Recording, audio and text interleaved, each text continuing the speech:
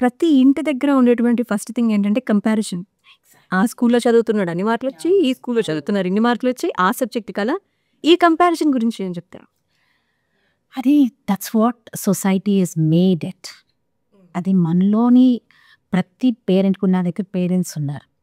వాళ్ళు ఏది కంపేర్ చేయరు. ఫస్ట్ చైల్డ్‌కి, సెకండ్ చైల్డ్ కూడా కంపేర్ చేయండి. పేరెంట్స్ ఉన్నారు. మరి వాళ్ళ పిల్లలు ఎలా వృద్ధి పొందుతున్నారు? వాళ్ళ ప్యాషన్ ఏంటో ఐడెంటిఫై చేసి ఆ ప్యాషన్ ప్రకారంగా మనం ముందుకెళ్తే it's easy. First of all సబ్జెక్ట్‌గా కాకుండా, స్కోర్ పరంగా కాకుండా నీకు లైఫ్ స్కిల్‌తో పాటు టీచ్ చేస్తే వాళ్ళకి ఏంటి రేపు నా లైఫ్ ఏంటి? అంటే నువ్వు ఇంజినీరింగ్ అవుతేనే నీ లైఫ్ ఉంది. మెడిసిన్ అవుతేనే నీ లైఫ్ ఉంది. నీకు 100 స్కోర్ వస్తేనే ఇంక లైఫ్ ఉంది అన్నది ముందు ఇన్కల్కేట్ చేసేస్తున్నాం. అది చేయకుండా ఇది కాదు.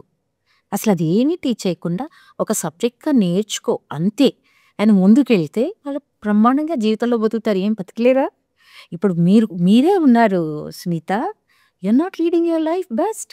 ఇట్స్ నాట్ నెసెసరీ కదా మీ ప్రొఫెషన్‌కి 100 స్కోర్ వస్తుంది అని. మీలో ఉన్న టాలెంట్ హాస్ బీన్ ఐడెంటిఫైడ్. అది చేసుకుంటే చాలమ్మా. అది కంపారిజన్ అన్నది పేరెంట్స్‌లో అంటే టోటల్‌గా పేరెంట్స్ కూడా నేను తప్పు పట్టలేను. సిస్టమ్ అలా ఉంది. అన్‌లెస్ స్కోర్ వస్తే కానీ రిజల్ట్ లేదు. రిజల్ట్ వస్తే కానీ నీకు అప్‌గ్రేడేషన్ లేదు.